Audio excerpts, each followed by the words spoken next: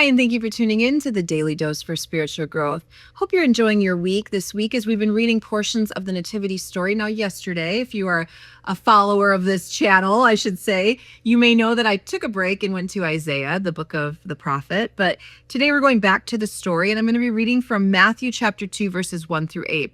This is when the Magi come on the scene. Let's read it together. It says, Jesus was born in Bethlehem in Judea during the reign of King Herod. About that time, some wise men from eastern lands arrived in Jerusalem asking, "Where is the newborn king of the Jews? We saw his star as it rose, and we have come to worship him." King Herod was deeply disturbed when he heard this, as was everyone in Jerusalem.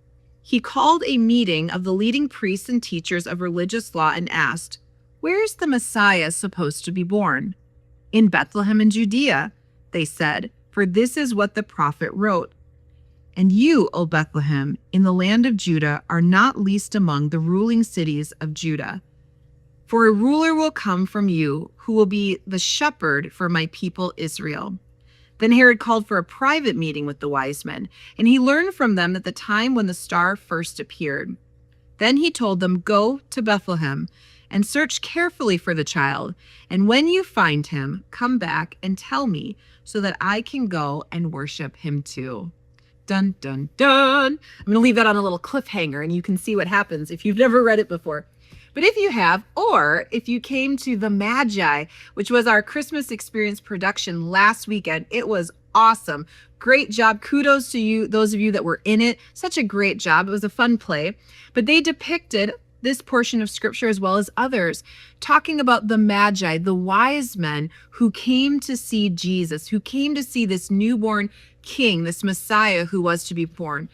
The prophets of old had prophesied for generations. They had heard those things. They had been taught those lessons, and they had been looking and searching, and they were looking to the sky.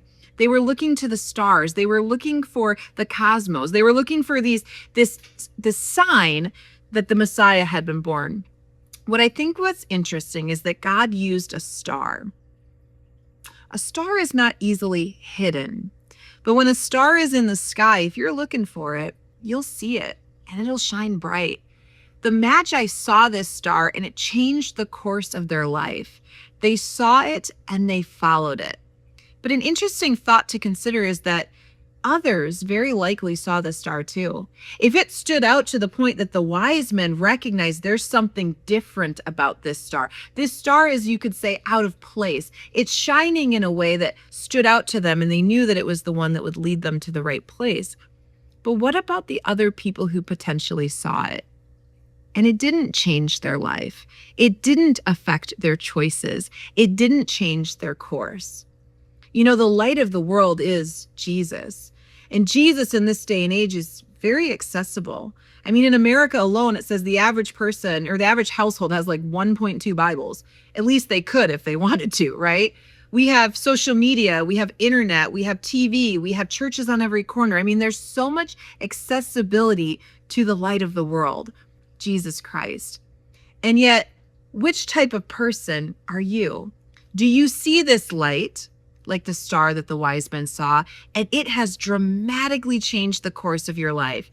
It has led you to follow him. Or, like potentially the others who saw the very same star, has it done nothing? Has it been something that maybe you look up to and admire, or maybe think about from time to time? Maybe it causes you to consider things, but it hasn't caused you to actually change your life's plan.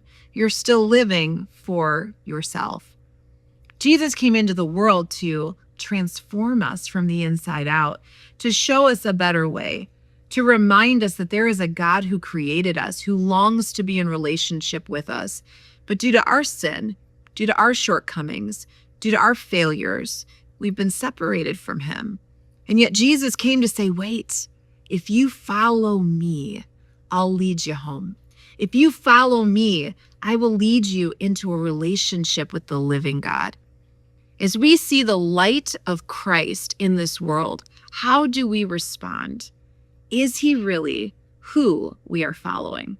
Consider that today, and consider those around you who maybe also have been exposed to the light of Christ, but have not yet began following him?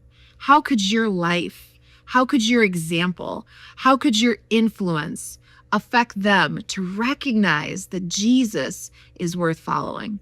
Hey, I want to thank you so much for tuning in today, and I hope to see you again tomorrow for another Daily Dose for Spiritual Growth.